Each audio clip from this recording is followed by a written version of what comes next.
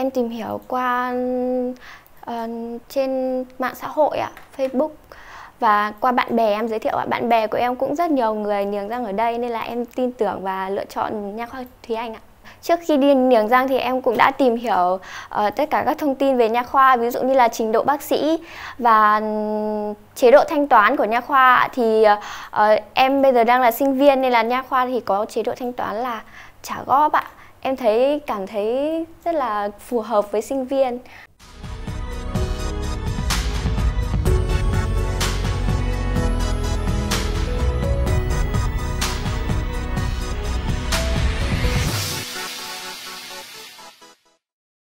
Em tên là Nguyễn Thị Trinh ạ, em học ở khoa ngoại ngữ Đại học Thái Nguyên. Răng của em bị khớp khểnh ạ, nên là em quyết định đi niềng. Theo bác sĩ nói là ca của em là cũng bị khớp khểnh nặng ạ. Trước đây thì em cảm thấy không tự tin ạ trong giao tiếp ạ.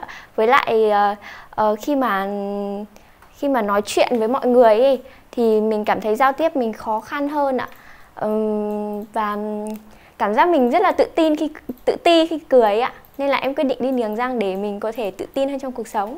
Tất nhiên là răng khớp khểnh như vậy thì cái việc vệ sinh răng miệng của em cũng rất là khó khăn. Ăn nhai thì nó hay bị mắc, hay bị vào những cái chỗ khớp khểnh ấy ạ.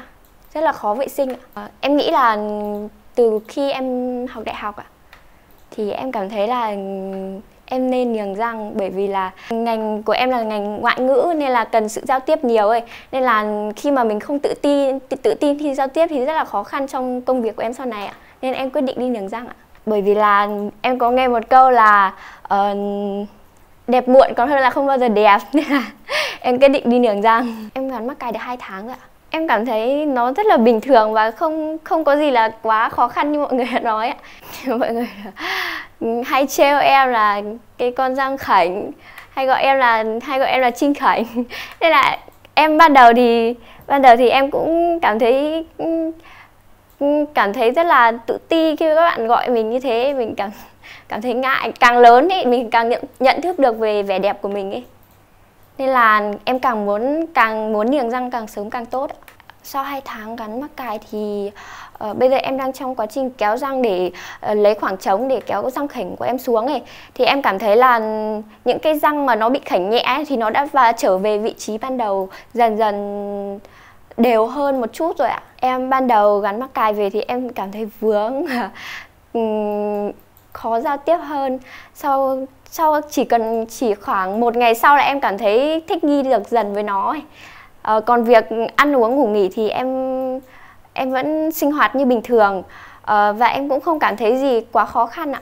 Xung quanh em bạn bè em niềng răng rất là nhiều ạ, và em cảm thấy là trước và sau khi gắn mắc cài của các bạn cũng thay đổi rất nhiều và cảm thấy các bạn tự tin hơn rất là nhiều.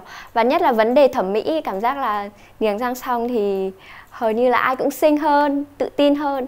Lần đầu tiên là khi mà chuẩn bị nhổ răng thì ui em sợ lắm, em run lắm, tại vì phải rạch lợi các thứ mà. Thế bác sĩ bảo là em sẽ được tiêm thuốc tê nên là yên tâm, sẽ không có cảm giác gì đau. Và em cũng thấy như vậy.